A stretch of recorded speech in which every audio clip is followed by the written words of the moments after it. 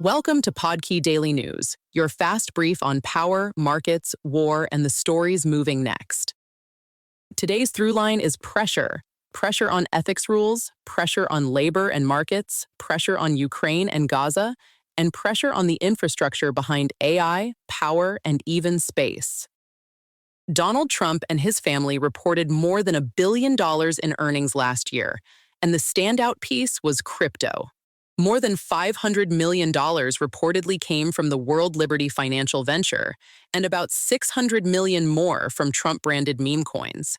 There were smaller but still notable streams too. $4.7 million from Trump watches, roughly $50 million from media settlements, and more from branded products, including Bibles and sneakers. Why this matters is simple.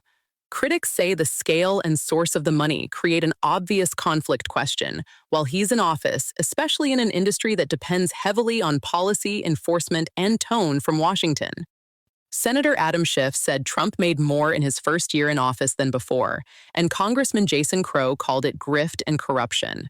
A reported $400 million Air Force One donation tied to a presidential library fund is also being cited as a potential self-dealing example. The White House is rejecting all of that. Spokesperson Anna Kelly said neither Trump nor his family engaged in conflicts of interest, and Press Secretary Caroline Leavitt said the president's money is handled by large institutions and that he does not communicate with them. What to watch next is whether this stays a political talking point or turns into a bigger oversight fight tied to crypto regulation, disclosures, and presidential ethics. The June U.S. jobs report was weak in the places that matter most for momentum. The economy added just 57,000 jobs, far below expectations, and about 700,000 workers left the labor force. That pushed the unemployment rate down to 4.2%, but for the wrong reason. Labor force participation fell to about 61.5%, with retirements and a smaller immigrant workforce both contributing. So the headline unemployment rate looks steadier than the underlying hiring picture. Leisure and hospitality lost more than 60,000 jobs, which matters because that sector is a good read on lower-income consumer demand. If those jobs are rolling over, it suggests households are pulling back under inflation pressure. Markets responded by dialing down the odds of a July Fed rate hike from around 30% to 20%. The next thing to watch is whether this is one soft month or the start of a broader labor market slowdown that forces the Fed to turn more cautious. Kyiv took one of the heaviest attacks of the war, with an 11-hour assault involving nearly 500 drones and 25 ballistic missiles. Residential buildings were hit, at least 20 civilians were killed, including children, and eyewitnesses described severe damage to a 9-story apartment block. Russia says it targeted military plants, but the civilian damage is central here because it shows how the war is being fought while front lines remain largely stalled. Ukraine is responding with more long-range drone strikes inside Russia, including on oil refineries. The goal is to squeeze fuel supply, raise economic cost, dent morale, and bring the war home to Russian citizens as leverage. At the NATO level, European allies are pledging tens of billions more in defense spending, but the practical focus is shifting from promises to production, logistics, and how quickly weapons can actually reach Ukraine. What matters next is delivery speed.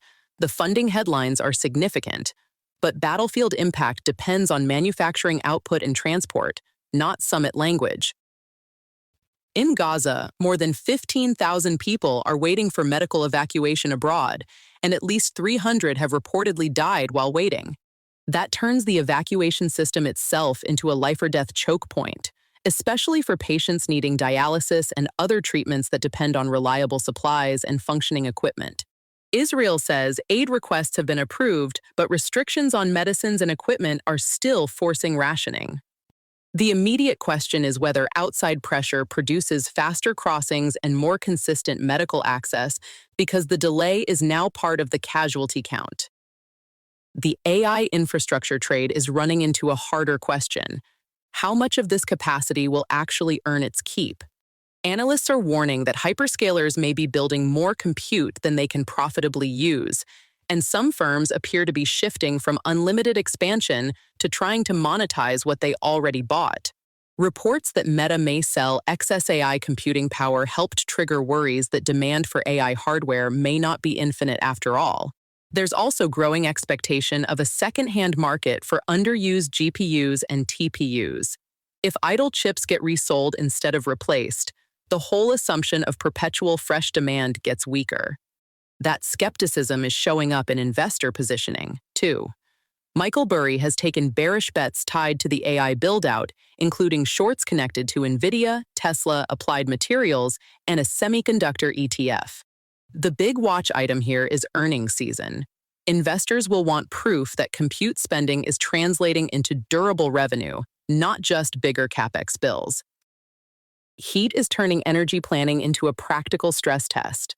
About 58.5 gigawatts of new solar, battery, and natural gas capacity are being added, but the mix is creating reliability strain during extreme heat, especially as air conditioning demand spikes and AI-heavy data centers add volatile loads.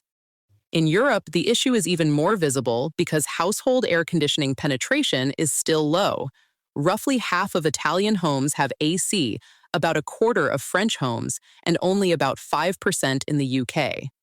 With temperatures around 104 degrees Fahrenheit in Paris and heat deaths rising, cities are being forced to reconsider long-standing resistance to wider AC use. What to watch is whether governments move faster on grid resilience and cooling access, because this is moving from climate discussion to public health and reliability policy. The next infrastructure fight is above the atmosphere.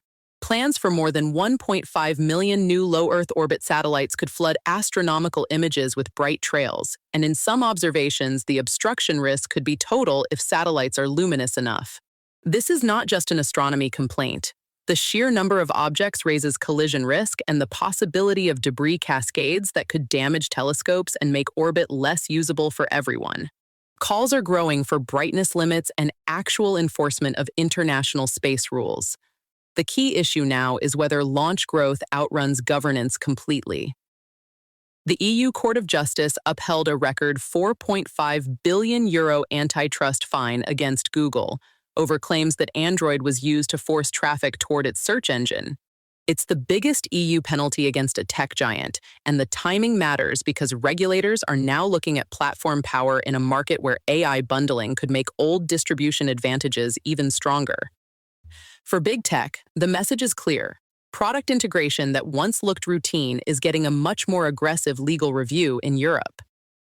That's the brief for now. You're listening to Podkey Daily News, and we'll be back with the next high-impact developments. This episode was generated by Podkey. Create your own at podkey.fm.